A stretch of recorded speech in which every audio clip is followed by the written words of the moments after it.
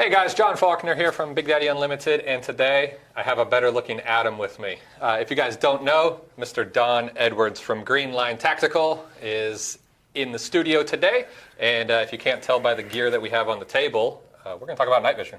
Is that what this stuff is? That's what this stuff is.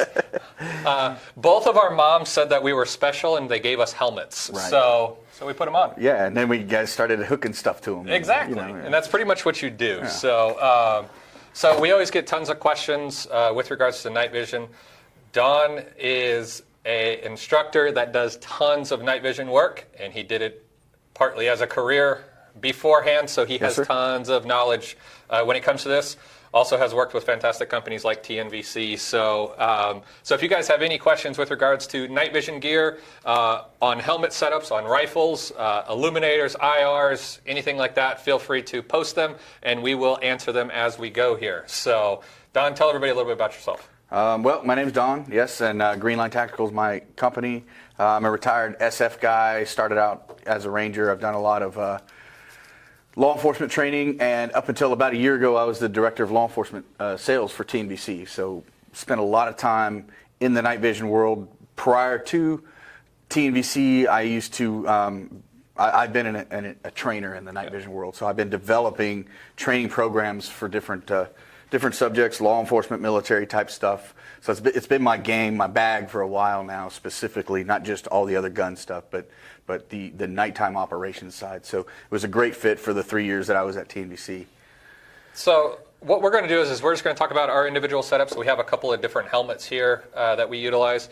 And like I said, if you guys got any other questions that expand upon this, feel free to ask them, and we'll make sure that we answer them. So let's start off with your kind of primary go-to helmet. Okay. What you have set right up here, on this is my go-to baby. This helmet has been probably. They all stink. Yeah, this one I bought this when the Ops Corps was a brand new thing. They were like the only high-cut game around, and it's got a lot of Afghanistan dust and sweat in it still, and it's still rocking, right? It's just kind of beat up and painted up and stuff like that. As far as nods go, we're of the same mind. I'm liking the DT NVGs. Yeah. Sentinels, I love Sentinels too. Yep. I have some in my rental fleet that I use for students in classes. And Don has a case of like 25 different pairs of NVGs. So if you got any questions, awesome, but just ask. He'll pull them out. And one of the things I did love about I still do love about Sentinels is how rugged they are. But the DT NVGs have really proven themselves, in my opinion, as far as how durable they are. But they also do, they pivot for us. Yeah. They're a little bit lighter than some of the others. They've got a lot of features that a lot of us like. But as we were talking about before we ever came on board, they still have all those. The lens assemblies are from PBS 14s. Yeah. So any aftermarket accessories that will fit on a PBS 14, mostly, I don't say any, but most of them will also fit on these. So we can take advantage of all that stuff, like the video camera, the LPMR cameras, and lens accessories and stuff like that. So I love mine, and obviously you can put lots of different whatever kind of mount you want. We say as long as it's a Wilcox. As long as it's a Wilcox. You're on any mount you want, as long as it's a Wilcox. Yeah. So that's when it comes to hanging these off of a helmet that cost $8 to $10 grand, depending on what dual tubes you have. Cheaping out by $100 or so on a mount is just not. It's not worth it. It's not worth it. I mean, you're spending that much money. You want to have the best user experience you can get. You want it to be solid and lock up, and not fall off. And you want the adjustment to be able to get it perfect also, because that's huge. To be able to pivot, tilt. Right. You only have 40 degrees. Yep. So 40 degrees, you want every bit of it. You don't want it to not be able to get straight in front of your eyeballs and only have 38 or 39. You want all of it. All right, so just kind of walk around your helmet. Okay, walk around the helmet. Everything that's around it. Well, and it's funny. On the outside, Don and I are pretty similar. Okay, yeah, we got. I got the Unity Marks and Sarah set up for my Ear Pro here, my old contacts. Got Mohawk and TNVC, Hellstar 6. Coming around, got a little Princeton Tech task light. I don't have a lot of stuff. There have been times where I've had other things on here that kind of get in the way and things come off. I've had IR light on here at one point in time, and it's not on there right now. But it is a handy thing to have. I like have like a white light on one side and an IR on the other, so I can go hands-free with some sort of IR illuminator. It's kind of nice. But other than that, I try to keep it I laugh. I look at that helmet and say that's about as slick as I can get About as it. minimal, yeah. with all that crap on there. But if it doesn't really have a good need or use, I don't really put it on there. And a helmet setup is really going to be based on what you want to do with it. So, Don and I do live in the tactical world with regards to running classes and events and things like that. So, it's kind of set up for that. But, I also have setups that, I use for hunting. Yeah. So, this is something that you can use. It's just one PVS 14 that you can pop down. I run two different ways. Sometimes I just don't even run ears because we're running suppressed 300 blackout, things like that. So I just want to be able to hear the world. Don and I can be walking or in a golf cart together, and we can just talk and have a nice night. So I don't even run ears on this. Or I'll run like these MSA Swordens with the head strap underneath. Behind. It's comfortable. And these are what I wear if just Don and I are going shooting for the day. They're comfortable to wear. If I'm out hunting, I usually don't wear ear pro. I'll wear either this old OpsCore bump helmet or a helmet just like that, and I don't worry about ear pro because I'm not going to shoot that much. I don't know, maybe it's just a hunting versus shooting all day kind of thing. But yeah, this is one of my go-to non-ballistic helmets. Right now it's got a dual set of PVS 14s on it that we can talk about later if you want, but usually it might have a PVS 14, or I'll put these on there or something. Just if I don't need ballistic for something, then why? Yeah. The extra weight. So I'll go over my setup here. This is a M-Tech carbon flux helmet. I think it's a fantastic helmet for the price point, the options, the features. It's extremely customizable with regards to all the foam inserts they give you. So you can really get it to fit your head really well. I run DT NVGs from TNVC, just like on Don. I love these. I love the fact that I can go all night long on one CR123 battery instead of having two, just getting rid of weight and clutter and stuff. So dual tubes, I love the fact that I can put them up out of the way. They auto turn off, everything. MSA Swordens on the side with Unity Tactical mounting hardware. On the back, I have an S&S Precision strobe. And then attached to the back as a counterweight, I run batteries in here. Is a TNVC Mohawk and a Veil Solution patch on the back, because you got to have a Veil Solution patch on the back. We like Chris. And this is what I've ran. Oh, and then I usually put a IR Chem light on the back. Once again, this can be used in a class if I need an identifier. Usually I'm just using the solid green. Yeah, the strobe. Strobe. The only reason why I really use this is if we're hog hunting at night and I hit a couple hogs in different areas, I can literally take it out, crack it, and throw it. And then I remember where the hogs were instead of trying to track them down for 20 minutes. So that's really, if you're asking why is there an IR on the back? Just in case you need it. Just in case I need it. Yeah, that's one of the cool things about these Mohawks and stuff like that. Is like you can stick things up there like that.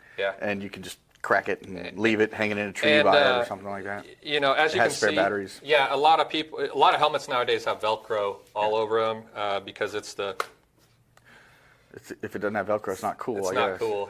So you can take things like this. This is just holding a couple CR123 batteries, and I could throw it on the top if I needed to, or throw it on the back if I needed to, and go. Yeah. Plus your Mohawk has a tray for those. See, so now Don can see how our system works here. So. Hey, what's up, man? So. That's Ian. Matt's seeing how our system works. Do you know him? Here. No. Oh, okay. So he and I go way back. The very first time I trained at Tactical Response. See. Yeah. So that's kind of what we have. What do you have as far as rifle setup? This is kind of my go-to. I guess it's kind of been referred to as my night fighter rifle. It's an ADM full rifle build with a Roscoe 14.5-inch barrel in it pinned. Probably some of the most notable things is that I'm using the tall mount here. So it's a I have 233 height. So I have a standard 1/3. Okay. All right. And you can kind of see the difference between see the different height. Don's and I's setups here. So this is what you're going to find as a lower 1/3 mount on this T2, and on his aim point, it's so this is it's considerably taller. It's the dot is going to be about almost right around 3 inches above the center of the bore. So it's a pretty high holdover when you're doing ready up stuff. And talk about why a lot of companies are starting to go to these taller sights. Two reasons. One, even during the daytime, you can shoot CQB style stuff when we're doing, like I said, the ready up type things. some of the way that I was trained and the way that I train people is, keep your head up, keep your eyes up, bring the gun to your eyes, don't bring your head to the gun. But then with a lower 1/3, you have to squish your face down to do that. We never question it until some smart guys said, hey, why don't we make this taller? And then I started trying it out. I didn't come up with this idea. I just adopted it when some other buddies of mine convinced some companies to make it. But I keep my head up and bring the gun to my face. Now the stock is kind of along my jawline, and it's so much quicker and easier, and my head is up now. My eyes are looking straight out the front. Now, the other thing I can do is with my dual tubes, if I say my power goes out on my laser, or I'm afraid that in a tactical environment my opponent has night vision and I don't want to use it, I've engaged targets all night long out to 200 yards with this and not turning on the laser, just looking through it with my nods, with my DT NVGs. So it serves two purposes. It's great for nighttime shooting, but it's also great for CQB stuff. How does it favor with that height over bore, close targets? It's going to be taller. I mean, you're going to be aiming about here, but you just get used to it. I mean, we had to get used to it the first time anyways, that there was such thing as a height over bore. So yeah, it's just something to remember. And if some guys might struggle with it if they've got multiple rifles and they don't have the same height, it's definitely a specialized kind of mount. When it comes to like the LPVOs, I like it a little bit lower. I like that 193 sweet. I think that's a good sweet spot. But this is great, especially if you do CQB and nighttime stuff. This is a good thing to look at. I think these height ones. And then go over the rest of the front. Okay. End here. Well, up on the front, I've got the Maul, B.E. Myers Maul laser, which is my favorite. Surefire DF 600 Scout, and then I'm using a Unity tap switch to power both of them. So that the reason I like that in the center like that is if I had to switch sides, it's right there in the top and the front. So, and just in case you guys are wondering, pretty much every product that Don and I are talking about, you can get on BDU. On some of them, they're special order. Like with regards to the lasers and stuff, they are special order, but you can call and we can get you pricing and everything on that.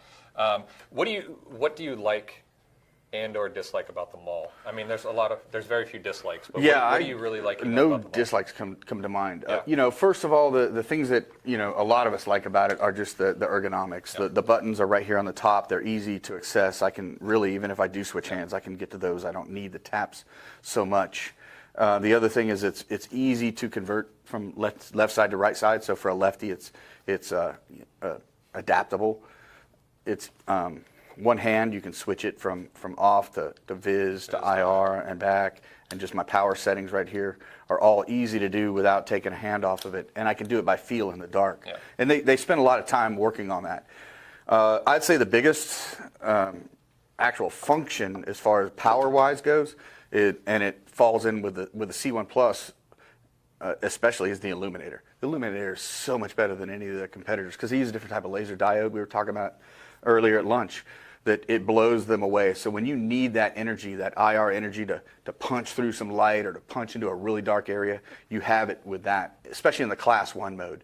But it's just really super good, even in the DA. This is a DA, and it reaches out. It's on par with the LA5, and I think it's got a cleaner laser than a lot of the others. Not laser, but the illuminator is so much cleaner and crisper. I mean, you've used. Yeah. You agree on that? Yeah, I think the Maul is, I'm going to say, the new benchmark that everybody else is now trying to get to. I think so. Are they cheap? No, but they're rugged. I've beat the mess out of this one quite a bit. Don beats the mess out of his even more. Yeah, we use ours like crazy. And I've never had any issues with mine. I can't even really think of a negative to put out there. I mean, the cost maybe, but almost always in a class, because the ones that I have that guys can rent and use, they may be thinking, well, do I really need it to spend?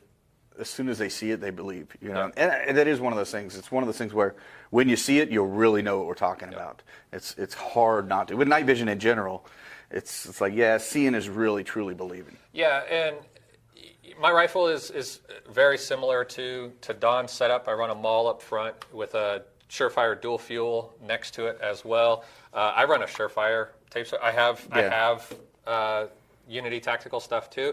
I've just gravitated back to this one. It's either you're on the IR and laser or you're on your white light. So I just use the switches that are on the Maul. And then I have one less wire and connector that could Yeah, potentially. this is kind of loose. I actually loaned this switch to a student in a class recently, and I got a. So you can kind of run it that way. I got a T2 on a ScalaWorks mount on a Radian M1 rifle. So that's pretty much what I go with when I run classes and stuff. Yeah. You know, and it works well. So let's talk about having an IR and a white light and why you put the switches different also. Because it's kind of a thing that most people wonder first why you're running a white light and an IR light. Well, I'm a big believer that, like night fighting and night fighter stuff, it's about all the tools. We have thermal at our disposal too. Use it if you have it. They're all systems that work together. There are times where you want white light. There are times where you want IR or nothing at all. And you would need to be able to seamlessly switch back and forth from one to the other in order to really maximize the entire experience at night. So the reason, for this, you really can't run them all and have the light where it needs to be and be able to access it. So you need some sort of switch. That is maybe a downside of them all, is you pretty much have to use some sort of switch for a light if you're going to put it here on that. So there we go. Matt, I hope you're listening. We'll make it work. We got one negative. One negative. So the reason I put this switch right here on the top is so that I can move my hand over here and just hit it. And what I like is a deliberate move. So my thumb doesn't ride right there, but it's close enough. So if my thumb's right here, I have to deliberately go here to fire the light, but it's not much of a movement. You can't accidentally hit it in the middle of the night. The odds of me accidentally hitting it are low. But if I have to switch hands, it's in the same spot on top. So it's easy to get to. I use this button here on my maul, but if I find myself in an awkward position, I still have this one as a backup or a tertiary, really. So it's here, whether it's necessary or not, I have it. But yeah, that's why I like the switches here on the top, so I can get to it with either hand from either side. All right, so one question we have here. Okay. Flash hiders versus muzzle brakes. For night vision I don't know. use. Yeah, I mean, flash hiders probably for night vision specifically. I will say the biggest thing, muzzle brakes will not completely distort No. your NVGs to the point that you cannot see. They won't. They won't at all, actually, unless you've got some old. Yeah. So myth cheap busted. ash Russian Myth busted. stuff. You Right. can run like the biggest brake there is, and you're not going to have any issues of blinding yourself. And it's because there's a feature in these called auto gating, and it basically throttles down the amount of light that it's intensifying faster than you can perceive, but it happens electronically. So it dims it so fast that it actually looks brighter to the naked eye than it does through the night vision, even though it's being intensified. So yeah, that's not really a worry. But if you're trying to reduce your signature to somebody else, flash hider or cans. Yeah. So but not all cans and ammo combinations. You still see some still see a fireball ton of coming out. spark and- So that's the thing. It's the chase where you could have the greatest flash hider in the world and use some of the cheap, dirty, flamethrower ammo, and That's still burning powder. like green tip and stuff like that. The military, it kind of has flash suppressing qualities, blended into the powders for that reason, to try to minimize the signature. So, all right, another question here: dual tubes versus single tube. When and why? Well, say. Almost always dual tube. Yeah. It's we have two eyes. It'd be like walking around intentionally with an eye patch on, if you think about it, or a blurry something. I get it, and I'll say this is one of those things where I changed the way I think, because I used to think that it was no big deal, and that a PVS 14 gave me that ability to see with my other eye closely and help me with my depth perception and all that stuff. And while yes, it does, there's no substitute for being able to see out of both eyes and process that information more quickly and faster and just operate. I mean, you can run around and do way more. Anything you can do with the PVS 14, you can do better with duals. Yeah, and I'll say as far as duals go, you got to remember we're utilizing our eyes and our brain, and when you run dual tubes, your eyes are telling your brain the same picture. When you're running just a single PVS 14, it's pretty much like I tell people at the time, go out on a bright sunny day with your sunglasses and poke one of the lenses out, because then your brain's telling you like, hey, I should close my pupil a little bit for this eye, and I should open it for this eye, and it starts fighting against itself. It's the same with, there was a Recoil magazine that had the FLIR breach on one side in a PVS 14, so a thermal and a night vision. Yeah. Your brain is not knowing how to compute the information that's coming into it. With one PVS, so the reason I run one PVS-14 at times is because I run a thermal on my rifle. Right. So I can have the PVS-14 over my left eye, I can bring up the rifle on my right eye and take a shot. I don't have to worry about flipping, my nods up or anything like that. So it's all based on what you want to do. Now, a single tube is a less expensive entry into night vision. So if the budget is, if that's your budget, dude, get a PVS-14. You'll still be amazed. You'll still have superpowers. Yeah, you'll still have superpowers. But when it comes to, I would say, over a long period of time under NVGs, it's a whole lot easier on the brain, just mentally, just fatigue-wise, if you have dual tubes and you're looking through the same thing. Oh, exactly. But you're right. Barrier to entry, price-wise, stuff like that. The PVS-14 is what most guys go with up front. They'll go with a helmet, something like this, and a PVS-14 and some sort of D-ball type laser, because this stuff's expensive and it adds up like crazy too. And what's funny is sometimes guys are like, well, then I'll sell my PVS-14 when I'm ready to buy it. I was like, you won't want to sell your PVS-14. No. And here's what I call the PVS-14s, the Glock 19 of the night vision world. I'd agree 100%. Yeah, everybody who has one, it may not be your go-to shooting gun, but you still have one. But you still got one, and when you need it, it works. It's like Jameson. May not be your favorite, but it's in the cabinet, right? And when your buddies come over, you grab that and share, because you don't want to, share your good stuff with them, But Don never shares his good stuff. Well, it just depends, but so it's you can adapt a PVS-14. I'll sing the praises for a little bit. You can use it as a binocular. You can just stick it in a pocket on a lanyard around your neck. You can adapt it to a camera phone, a camera. There's so many. You can put it on your rifle if you want to. Are you a fan? Not really. They're not really designed to take that kind of recoil. They will. They're rated for it, but not over prolonged use. It's not. Plus, now you're handicapped to, if you want night vision, you got to point your gun at it. So I'd rather wear it. These things are designed to be worn on your head as a system kind of thing. So yeah, PVS-14s are great, and that's what I tell guys. I'm like, be prepared to not want to get rid of it, and just save that extra couple grand when it's time to buy your duals, because it'll go in your go bag, your bug out bag. It's just so handy. Even if you don't have a helmet to mount it on, you can just grab it and go. And while we're at this, let's just bring up this question: green versus white tubes. Once you go white, you never go back. I mean, but let me caveat that not all white phosphor is the same. Right? The biggest leap in performance that we get is with L3's unfilmed white phosphor. Otherwise, it's just a color difference. Right. There's no performance difference in anything. It's just the phosphor screen that image is projected on, and we don't have time to go into how it works inside, but it's just a color change. It doesn't have anything really to do with performance. The unfilmed white phosphors that L3 puts out are Don's going to keep talking. They're higher quality tube, so they're processing more light, and that's why you have such a higher image quality, and what's the word I'm looking for? That's where the leap forward in performance comes from, and the higher FOM rates come from, is that unfilmed characteristic of it. So it's not just a green versus white thing. However, white phosphor is popular, but if you're looking into that stuff, pay attention to what it is, because there's really only one manufacturer that has that higher FOM rating that you're going to get with the, and it's also in their white. See, that was a pretty fast mag change. Yeah, it was almost like you've done this before. So every now and then, mag batteries go dead. Yeah, we changed mine. We should have just changed yours at the same time. All right, a single PVS on a lanyard for driving the cart and walking through the bush. Yes, absolutely. Driving.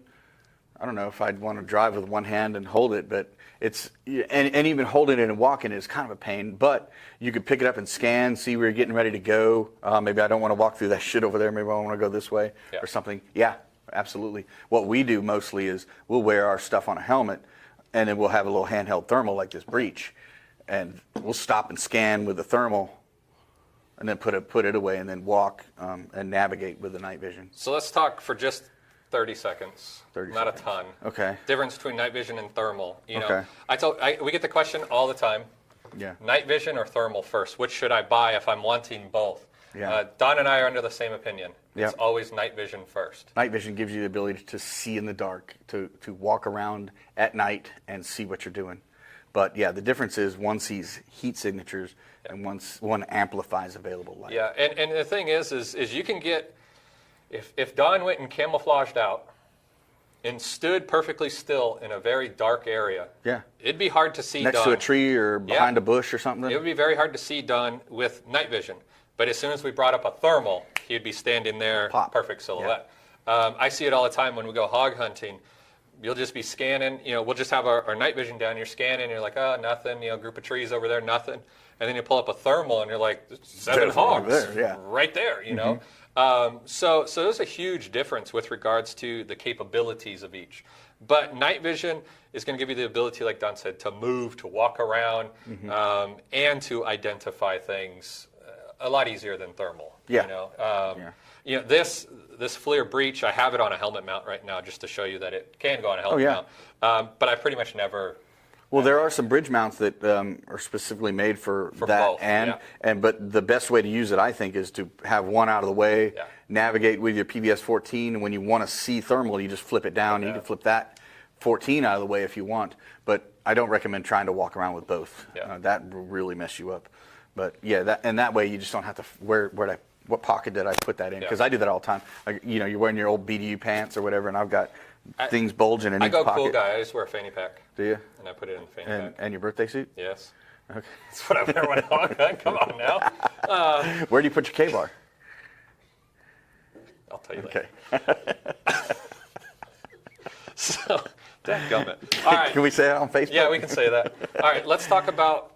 So you buy one PVS-14, right? And then you want to enter into the world of dual tubes. Yeah, dual tubes. But you don't want to sell your PVS-14. What can you do, Don? Well, one thing you can do, and there may be a few reasons why. Yeah, it sounds like a good one, wasn't it? Like you've done this before. I know. This is a bridge mount, and there are a lot of reasons we make fun of people who want a bridge mount, but honestly, there are some pretty legit reasons, and one of them, and I just made a post kind of about that recently.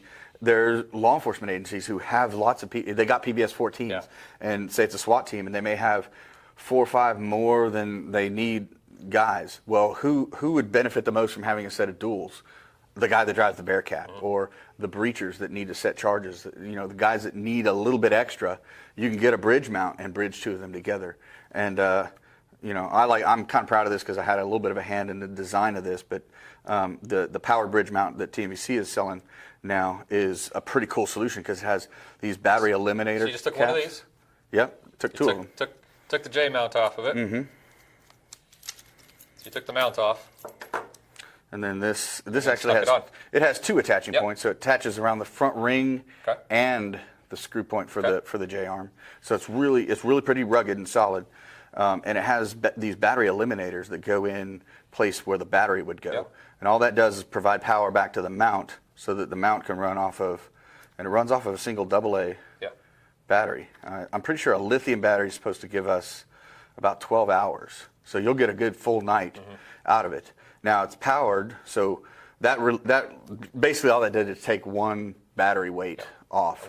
But one thing you can also do is plug in a external battery pack for the Anvis style stuff and wear it on, like if you got a Mohawk, like that's a Mark II. I don't have a battery pack, so when I'm playing with these, I just use the onboard battery. But it's a good option. This is a real solid setup, and you can buy this non-powered also. It's a lot cheaper. Yeah, and you just got to run these batteries. If you already have a PVS-14 that you like, this is a cheaper route. I mean, because you're one PVS-14 and a bridge mount. Yeah, or if you got a buddy who's getting a divorce and sells you his PVS-14 real cheap kind of thing, there's 100 reasons guys end up with a spare something or other like that, right? And they weren't expecting to, and they're like, maybe I want to try to bridge these together. Okay, here's a pretty good option. Any disadvantages to that over a dual tube? Just weight. That's it. It's a lot heavier. It does a lot of the same things that our beloved DT NVGs do, which that's kind of handy, especially with the added weight, is that it folds back against your head if you want it to. But the big thing is it's weight. It's not dedicated. You have dual gain that you have to mess with and stuff like that. But this is designed for an organization or a person who has two PVS-14s and now wants to bridge them together. Obviously, if dual tubes are your goal, I would go with something dedicated. Any accessories or modifications that you would recommend for people to do? Like I know you poke holes in the front of all of your caps. Well, actually, here's just a little pro tip kind of thing. But yeah, well, the caps, most of the caps come with holes already in them, and that serves two purposes. One, to protect it, but you can still turn it on during the day to see if, without causing any real damage. But you can also put that on there. It's like a poor man's focus ring. Yeah. So we'll talk about focus rings here. So if I just put that on and there's enough light, it'll focus things really close because I'm looking right through that little pinhole. But what we've done on this here is put a little piece of Velcro there and a little other side right there, and just Velcro it to the side. That's a real handy thing you can do with your 14. Shorten that string, make it just long enough, so that way you're not dangling that, or how do I wrap it around? Because nobody wants to cut a shoestring. It's a 50-cent piece of shoestring. Cut that thing, tie it, make it short. Yeah.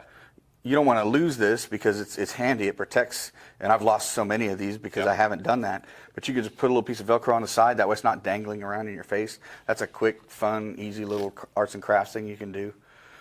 So let's talk about focus rings. The focus rings and the Eclipse. So what focus rings do is they're a device that, it's just a rubber cap. This thing's nasty. Been out in the woods. Pops onto the front of a PVS-14, and you can just close it. If you guys can kind of see that, you can close and open and tell them what's actually happening when this happens. Well, and I'm not really a camera lens guy, but when you close that down to a pinhole, it makes your focus automatically near. So here's one of the problems with the PVS-14. I set mine to infinity. You do Generally, yeah. Close to. Yeah. So when we're looking far out, everything is pretty much crystal clear.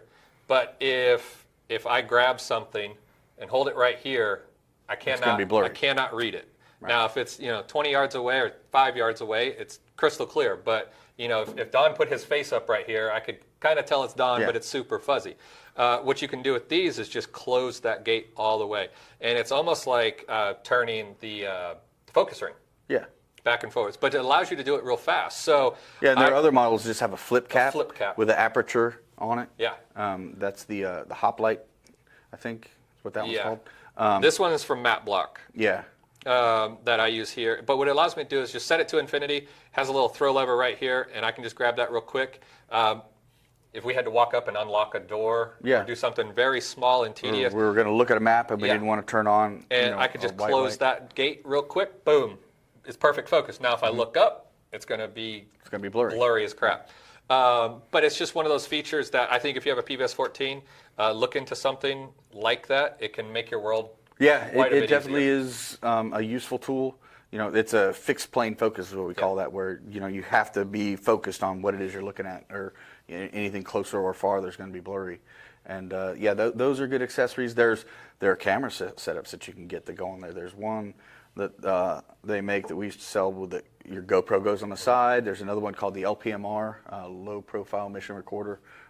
Playing with that a little bit lately, and it doesn't take up that much space, and it's got a mini records on a micro SD card. Pretty cool little pretty cool stuff. And I would say another accessory that you have to have is a handheld illuminator. I like having I've got one of those exact handheld ones. Illuminator. This is a Surefire Vampire. Tons of different companies make them. But that even if you purchase the lower end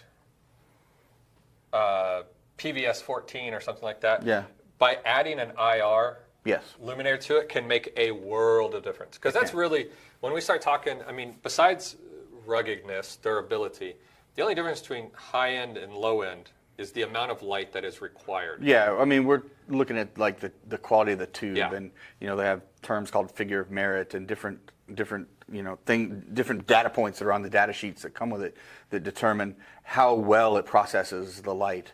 And lower FOM types of tubes may not seem as see as brightly, or the key there also is the higher FOM tubes process more light into the darkness, so they'll work longer when your lesser tubes are starting to scintillate with that snowflakey stuff. And the snowflakey thing, if you can think of like a TV with like rabbit ear antennas, yeah, the where old it's kind of like fuzzy. When you go to the higher end, it's like when you hit it perfect. Yeah. You know, and the picture is just like punk. Like you get rid of all those little all static. Which is really the tube just doesn't have as much light as it wishes it had to complete the image that's projecting for you. The higher FOM tubes, 3,000, 2,500 and up, you're gonna see less of that as it gets darker and darker and darker. But even then, there are times I've been so dark that, hey, look, we have to turn something on. And really, even here where we live, walking into the woods, rows of planted pines that are almost ready to be harvested, it's dark as hell in there. Yeah. It's like it's a jungle. It's just a coniferous jungle. Yeah. And it gets dark in there, and I've had to turn on IR lights to see very far, period. So, yeah, a handheld illuminator of some sort, the Surefire, the torch, you can get them all over the place. Or you can get heads, replacement heads for a lot of stuff, is a very handy thing to have. Thoughts on IR filters for regular flashlights? I don't know. They only work with the old incandescent style bulbs. So I've got some old Surefire ones laying around that I don't know what to do with anymore because everything is now LED. So it won't work with an LED. At all with a white LED. And this is a fantastic light. Even to use as an EDC light, it still has a regular white light on it. I put a big witness mark on mine, so I know where I'm at. I can look down. If I see a white mark in front of me, I know I'm about to blind myself. So go straight to IR real quick. It's little tips like that you learn the hard way. The hard. Ask me how I know. Right? Yeah, ask me how I know. What are some other things that you try to lean people towards when they're like making their first purchase? A quality mount. We were joking around about it earlier, but even if you're buying a PVS 14, is this a G24 or is that 11? That's a G11. G11. Okay, so like even if you're buying a PVS 14, and you're like, oh, I've got this old Rhino mount from back when I was in the GWatt. I'm like, okay, that'll work, bro. But let me talk to you about this Wilcox G11. It's much more. It's better made. I mean, those Rhino mounts, when they first came out, they were the best. They were all we had, and we didn't have anything better. We've come a long way in machining and design and stuff like that, and even the stuff that Neurotos makes is better than it was back when they made those first contract Rhino mounts. It's just the Army never changed the requirements, so why should they change anything about it?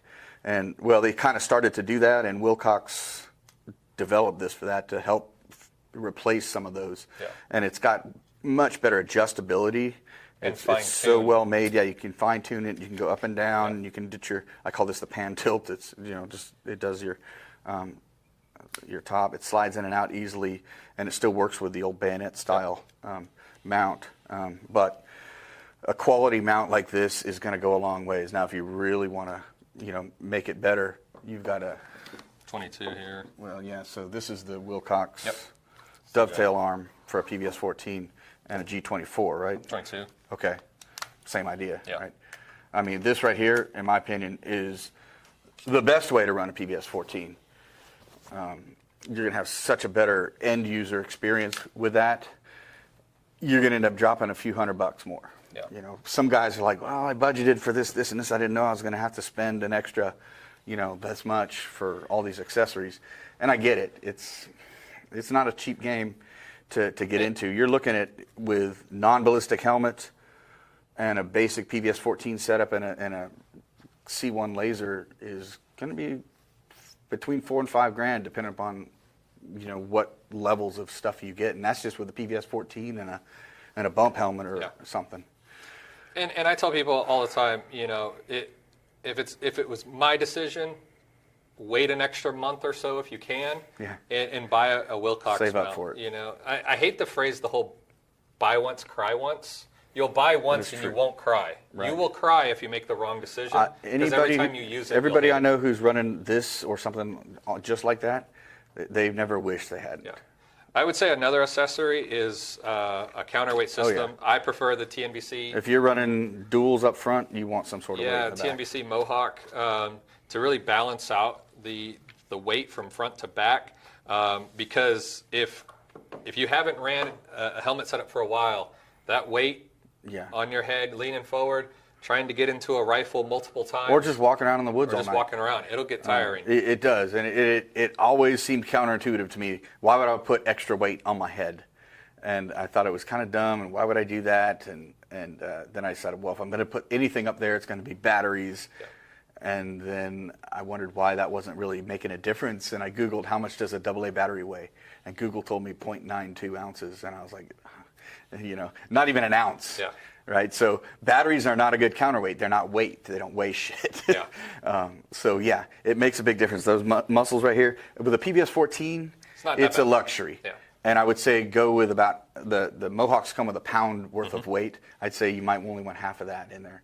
With dual tubes, you want it, and you don't notice the extra weight pressing this way. Yeah. What you notice is the lack of something pulling your head forward, and these neck muscles in the back of your neck. Yeah, and they will get tiring. Oh yeah. After no matter how good a shape you're in, it's eventually it's a muscle that you don't use that often. Like that's the like we don't go and do like neck lifts. You know? And even if you do, the next day you'll feel like that's what you did all night. Yeah. It's just how.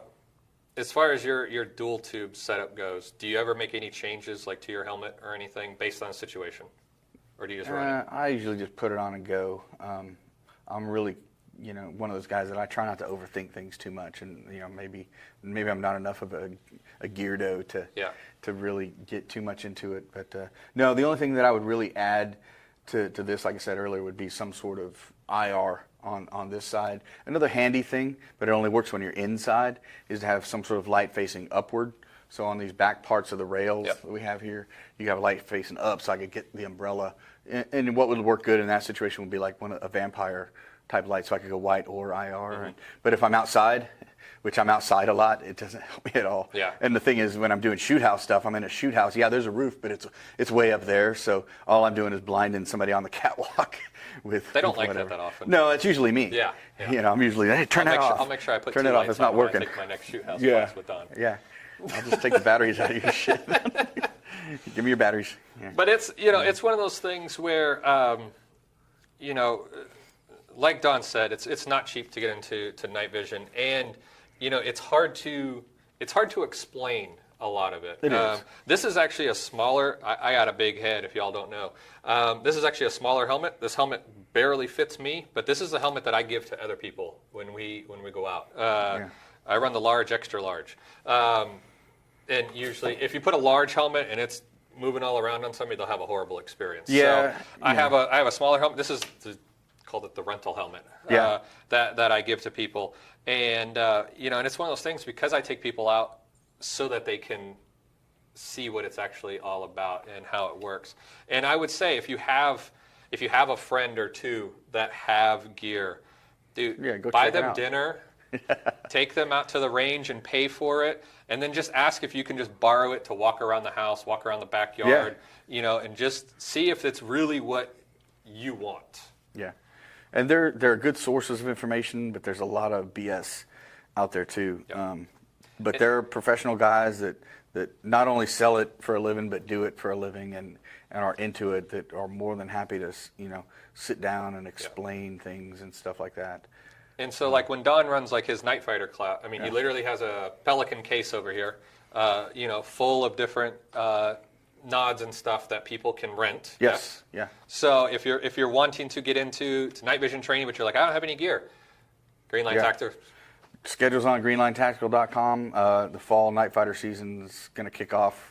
I usually officially consider it when daylight savings time changes, because we get that extra hour of darkness and it makes it easier. Summer's really hard. Right now, having 14 hours of sunlight. Yeah, it doesn't get dark until 9:30, so we can't really do a whole lot. I mean, we still do. We did a little night shoot the other night, and have one coming up. But yeah, that's just something that I'm privileged to have been able to amass a collection of stuff that I can over rent. a long time. Over some years, and because I have connections and friends in different places, I can get deals on some stuff, and not all of it's they're not the most awesome tubes in the world, right. But I'll rent them to you for about $150 for the weekend, and you can pick my brain the whole weekend. You're going to get all that. You're going to see guys. It's like going to a daytime carving course. you're going to see what everybody else is running. And you're going to hear their horror stories about how they used to have what you were just thinking about buying, and it's a piece of crap, or it just doesn't work right, and they can never get it to work. And you're like, well, I'm glad I didn't spend my money on that on that one, and get a chance to run it and see, and really kind of decide, okay, what do I need? What should I buy now? And then we can help steer people. And a $150 rental can save you thousands of dollars in a mistake purchase. Yeah. So I highly recommend it. Tell us a little bit more about what the class goes through. The 2-night fighter class is, I say it's probably be considered by most people, especially guys who use night vision a little bit, to be a basic or a beginner's course. But we shoot a lot. It's mostly on the flat range. We go pretty much into detail though about how it works, how the gear works, how to set it up. You're going to get a little bit of death by PowerPoint in the beginning of it because it's informational. So I'm not teaching you how to shoot, even though we're going to shoot 600 or 800 rounds of ammo over the course, maybe even 1,000, depending on how the class flows. But so even though we're shooting a lot, it's not a shooting course. It's a class about how to integrate the night vision and leverage the night vision technology into what you already know how to do. Yeah. So there are prerequisites. You need to have taken regular training courses, tactical style shooting courses with a rifle and a pistol, because it's dark out there. I don't have time, and nobody else out there who showed up prepared wants me to be teaching you how to do certain things like a tactical reload and stuff like that. And if you understand what we're doing already, even if you hadn't taken one of my classes, when I'm about to say ready up, what's about to happen here, so it doesn't slow the class down. But it's how to leverage all the different equipment into what you already know how to do and how you might be able to use it. Whether you're law enforcement, whether you're just a prepared citizen, or a hunter, or whatever your context is, you can try to fit that into that. Because now that I don't not that I'm not an end user, not professionally anymore. I still get out there and we hunt hogs and we shoot. During the season we do a thing we call Friday Night Fight Club once a month down over in Jacksonville, St. Augustine, where we live, and just try to get together and shoot with the guys as much as we can. So if you guys are wanting any more information with regards to Don's training, make sure you check out greenlinetactical.com. Hey, he was pretty I'm good on Facebook and Facebook as well. Facebook, I have Greenline Tactical company page, and then Instagram is Greenline Tactical. There you go. So make sure you go like those as well. And I really highly suggest, if you're in the area where Don is teaching, he is traveling quite a bit with classes. Make sure that you find time.